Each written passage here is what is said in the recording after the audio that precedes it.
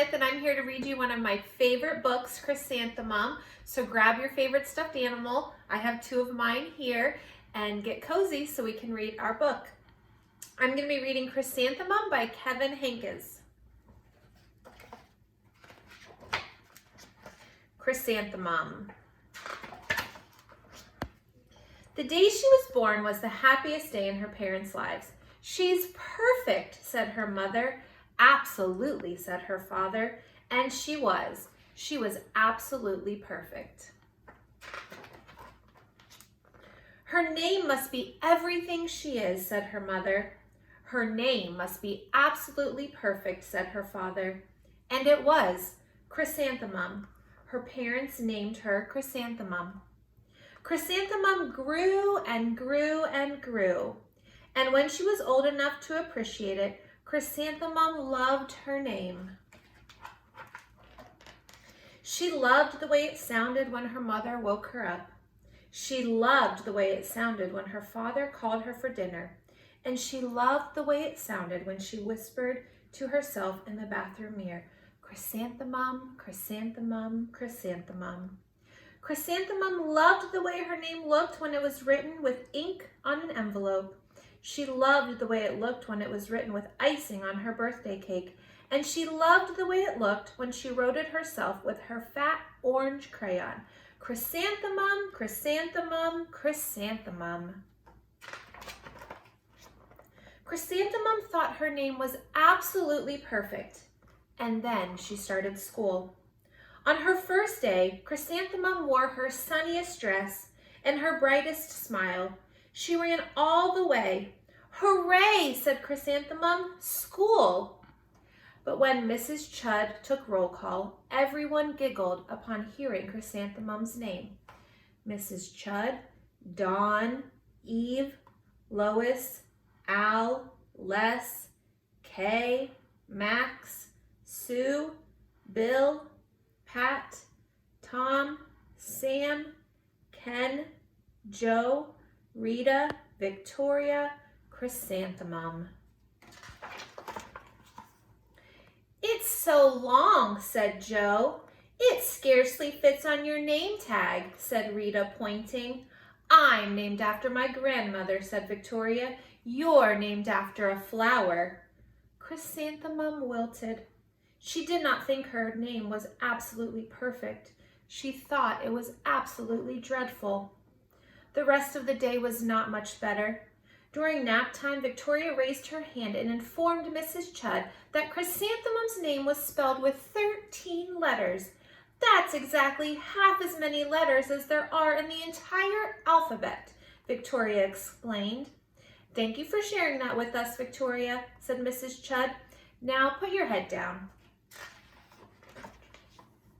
"If I had a name like yours, I'd change it," Victoria said, as the students lined up to go home. "I wish I could," thought Chrysanthemum miserably. "Welcome home," said her mother. "Welcome home," said her father. "School is no place for me," said Chrysanthemum. "My name is too long. It scarcely fits on my name tag, and I'm named after a flower."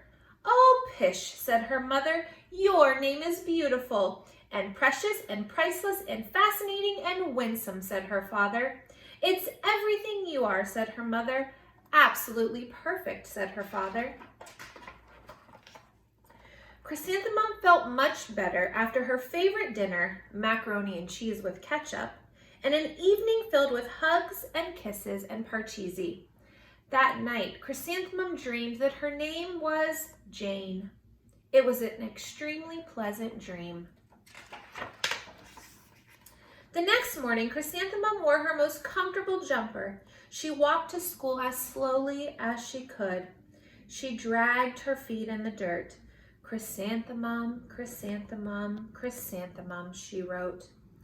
"She even looks like a flower," said Victoria, as Chrysanthemum entered the playground. "Let's pick her," said Rita, pointing. "Let's smell her," said Joe. Chrysanthemum wilted. She did not think her name was absolutely perfect. She thought it was absolutely dreadful. The rest of the day was not much better. During nap time, Victoria raised her hand and said, Chrysanthemum is a flower. It lives in a garden with worms and other dirty things. Thank you for sharing that with us, Victoria, said Mrs. Chudd. Now put your head down. I just cannot believe your name, Victoria said as the students lined up to go home. Neither can I, thought Chrysanthemum miserably. Welcome home, said her mother. Welcome home, said her father. School is no place for me, said Chrysanthemum. They said I even look like a flower. They pretended to pick me and smell me. Oh, pish, said her mother. They're just jealous and envious and begrudging and discontented and jaundiced, said her father. Who wouldn't be jealous of a name like yours, said her mother. After all, it's absolutely perfect, said her father. Chrysanthemum felt a trifle better after her favorite dessert, chocolate cake with buttercream frosting, and another evening filled with hugs and kisses and parcheesi. That night, Chrysanthemum dreamed that she really was a chrysanthemum. She sprouted leaves and petals. Victoria picked her and plucked the leaves and petals one by one until there was nothing left but a scrawny stem. It was the worst nightmare of Chrysanthemum's life. Chrysanthemum wore her outfit with 7 pockets the next morning. She loaded the pockets with her most prized possessions and her good luck charms. Chrysanthemum took the longest route possible to school. She stopped and stared at each and every flower. Chrysanthemum, chrysanthemum, chrysanthemum, the flowers seemed to say.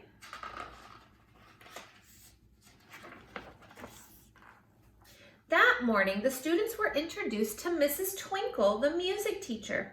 Her voice was like something out of a dream, as was everything else about her. The students were speechless. They thought Mrs. Twinkle was an indescribable wonder. They went out of their way to make a nice impression.